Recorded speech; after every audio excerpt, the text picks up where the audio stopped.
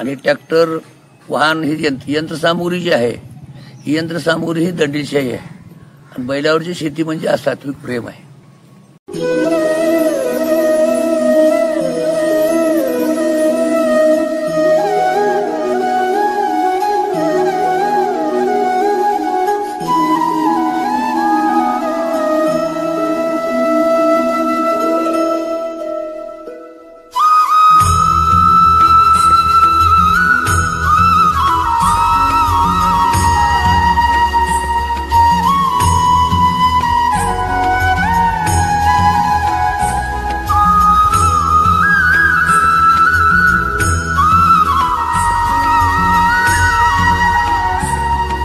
महाराष्ट्राच्या सांस्कृतिक आणि शेतीप्रधान परंपरेचा एक महत्त्वाचा सण म्हणजेच बैलपोळा.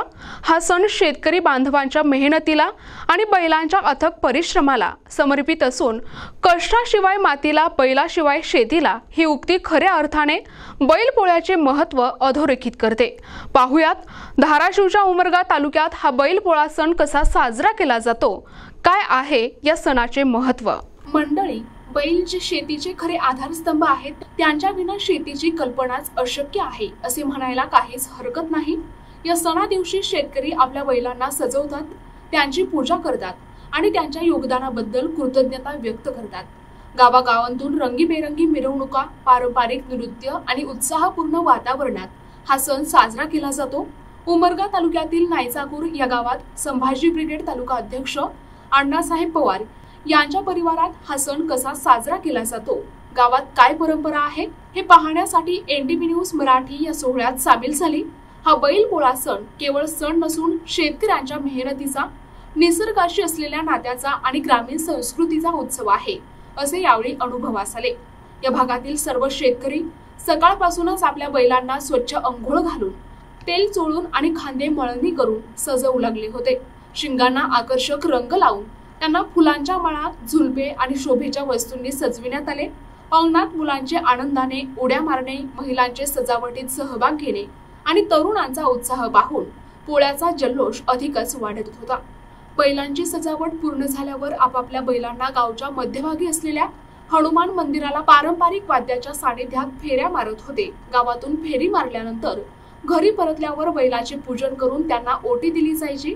बैलांना नैवेद्य अर्पण करून गोडधोड पदार्थ तसेच खास जेवण देण्याची प्रथा यावेळी पाळली जात होती.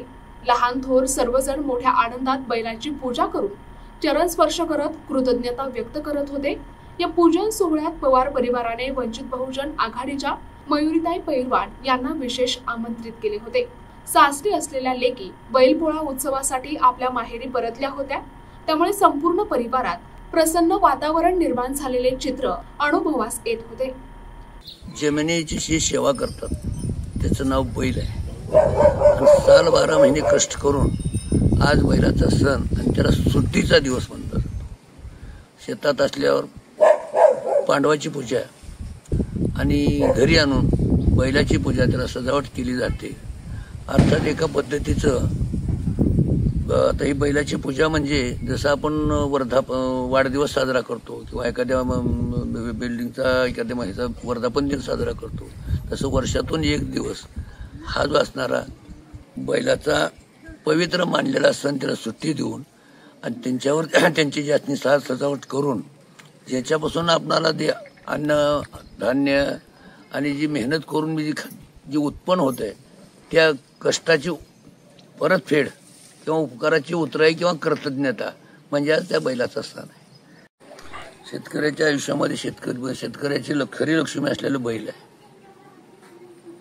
आणि बैल राहिल्यामुळं जे ट्रॅक्टरनं किंवा मशीन अनेक यंत्रावर केलेली शेती ही दबली जाते, भुसभुशीतपणा राहत नाही. आणि बैलावर केलेली मेहनत ही शेतीला गोडवा येतो. ट्रॅक्टरनं म्हणा किंवा आधुनिक यंत्रसामग्रीनं शेती करणे आणि पूर्वी बैल, उलट माझ्या मते यंत्रसामग्री जी आहे आधुनिक, त्याच्यामुळे वेळेची बचत होते, मनुष्यबळाचा बचत होतो, अप्रत्यक्षरित्या कुठेतरी पैशाची बचत होते. पैशाची बचत नाही, दुप्पट खर्च वाढतो. कशा यंत्रसामुग्री पण फुकट चालत नाही, त्याला डिझेल आहे, खर्च आहे, ड्रायव्हर आहे. आणि जमिनीची जी मशागत म्हणावं म्हणते ती कडक कोपऱ्यापासून चारी बाजूने व्यवस्थित होत नाही आणि शेती दबली जाते. शेती बैल ज्या ठिकाणी शेतीमध्ये फिरतोय मग त्यात नांगरण असेल, पेरणी असेल, कुळवणी असेल, त्यावेळेस बैलाची जी पाय त्याच्या जमिनीवर होतात, जमीन तिला दबाव येत नाही आणि बैल तिथला चारा खातोय, तिथंच मशागत करतोय. जमीन ही आई, बैल कष्ट करणार आहे लेकरू, आई लेकराचं नातं तयार होतं आणि त्याच्यामध्ये सात्विकपणा असतो. आणि ट्रॅक्टर, वाहन ही यंत्रसामुग्री जी आहे ही यंत्रसामुग्री ही दंडीशाही आहे आणि बैलावरची शेती म्हणजे सात्विक प्रेम आहे. प्रतिनिधी सचिन बिद्री, NTV न्यूज मराठी, उमरगा, धाराशिव.